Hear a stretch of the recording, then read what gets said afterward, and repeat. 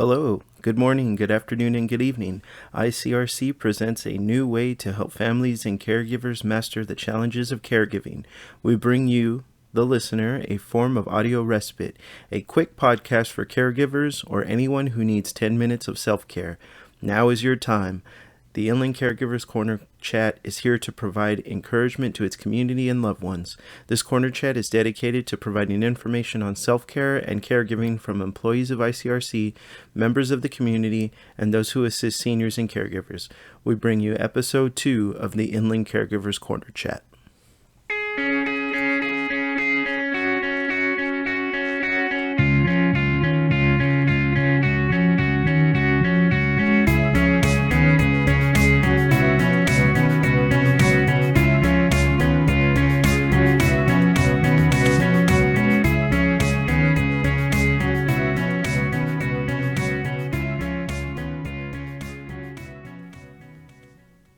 Hello, everyone, and thank you for tuning in to Episode 2 of the Inland Caregivers Corner Chat.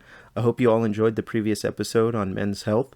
At this time, I received no feedback on what our male listeners are doing to further benefit their health. Drop a comment on our YouTube page. I want to know what listeners are doing to benefit their health. These quick podcast episodes called Inland Caregivers Corner Chats are meant to be a quick burst of encouragement, information, and motivation for you, the listener. This is something new I just started. For those who have been listening from episode 1, thank you. And to those just getting started, welcome, and thank you for your time. Check out the episode on men's health. It's great. It's 10 minutes and can provide some awesome information. I'm your host, Derek Chacon, and I am a care coordinator with ICRC. It's July, so happy 4th of July to those who celebrated. I hope it was an amazing time spent with friends and loved ones. And also, it's Sandwich Generation Month. So we're going to gain fresh information on the sandwich generation. For those who may not know what the sandwich generation is, it's not a new competitor for Jersey Mike's or Jimmy John's or Subway. It's people who are raising their own children and also caring for their aging parents or sometimes grandparents. They're sandwiched in this role, no pun intended. There are also different variations of this term. There's the traditional sandwich generation, and this is the 40 and 50-year-old adults who care for their parents and adult children, both whom need financial and emotional assistance. There's the club sandwich generation. These are adults in their 50s and 60s who have aging parents, adult children, and possibly grandchildren. This term can also refer to adults in their 30s or 40s with young children, elderly parents, and grandparents. And lastly, there is the open-faced sandwich generation. This is those involved in caring for an elderly individual in a non-professional capacity. So today we're going to provide awareness and celebrate the dedicated, patient, and caring adults who are part of the sandwich generation. We'll talk about the financial toll, emotional toll, and some caregiver tips.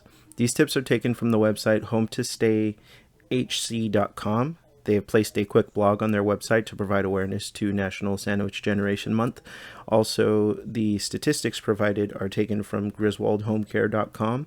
The statistics are according to MassMutual's 2018 State of the American Family Study.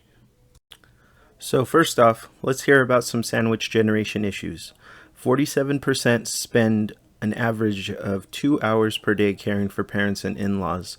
31% are financially responsible for parents and in-laws. Nearly 25% of sandwich generation families are Hispanic, and 27% of sandwich generation families say it adds financial and emotional stress on their families. The sandwich generation is constantly growing each year. The New York Times estimated that those caring for their children and older relatives incur an average of $10,000 in debt over the time they were providing care. Some caregivers sacrifice their own retirement and savings, and that debt can come from increased expenses, reduced work hours, or a loss of job due to caregiving. This can cause an emotional toll on the caregiver. Having to care for both their own family and an elderly relative can provide a huge amount of stress for the caregiver. The American Psychological Association's Stress in America survey reported that those who are a member of the sandwich generation that sustain the most stress are mothers aged 35 to 54. This stress comes from providing constant care to older and younger family members, and this leaves the caregiver with no time for self-care. When you don't care for yourself, it can lead to chronic stress, putting pressure on the body for an extended period, causing a range of emotional and physical symptoms, and an increased risk of developing other illnesses or conditions such as diabetes, high blood pressure, depression, and heart disease. If these illnesses occur, the caregiver is no longer able to care for their loved one. So please make yourself a priority and carve out time for self-care. Now for some tips for caregivers on how to manage that stress. Understand warning signs and symptoms. Speak to family members and friends to provide emotional support. Begin to know your specific triggers of stress. Exercise routinely. Get a good night's rest. And if there's a more serious case of chronic stress, consider psychological therapy or even medication. Of course, you want to consult your primary care physician first if you feel there's a need to speak with your PCP or primary care physician. Lasting stress can cause a range of symptoms that can lead to physical and mental disorders. These tips can assist through the stress and anxiety of caregiving. Providing care to an elderly family member can also take time away from your children, your own children. The Family Caregiver Alliance provides these tips. Be honest with your child about your caregiving situation. Explain what's happening, how you're feeling, and why you may not have as much time for them at the moment. Encourage children to ask questions and answer them directly. Take time to listen to the child's concerns without minimalizing or trivializing them. Let your kids know they're wanted and important. Set aside time just for them to take your teen to lunch or take a younger child to the park while running errands. Make it special for them, act like you're going to go run errands and then, we decided to stop at the park. I know they would love that.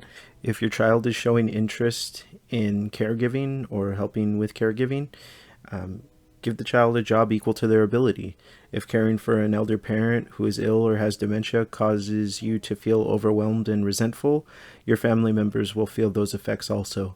Allow time for each individual of the family to share their feelings without being judged. Work together to find ways to share tasks and responsibilities. And as always, ICRC Inland Caregiver Resource Center is here for you. Please call us if you are a caregiver who needs services or resources. We're always here to assist you. I hope you enjoyed episode 2 of the Inland Caregivers Corner chat. Let me know what you think. Thank you so much for listening. Subscribe to the Inland Caregiver Resource Center on YouTube to listen to our previous episodes and all upcoming episodes. I hope you will join me again in August, where we're going to discuss happiness, as August is Happiness Happens Month. It's also National Relaxation Day and National Senior Citizen Day. I'll have those days for you on the episode. We will have some great information on gaining and providing happiness for yourself and those around you, so stay tuned for that episode in August. If you, your neighbor, a friend, relative, or colleague need resources with caregiving, please contact Inland Caregiver Resource Center at 800-675-6694. Add us on Facebook at facebook.com/ICRC1985. So facebook.com/ICRC1985. You can follow us on Instagram at Inland Caregiver. So at INLANDCAREGIVER. Like and subscribe to Inland Caregiver Resource Center on YouTube, and of course check out our beautiful new website at www.inlandcaregivers.org.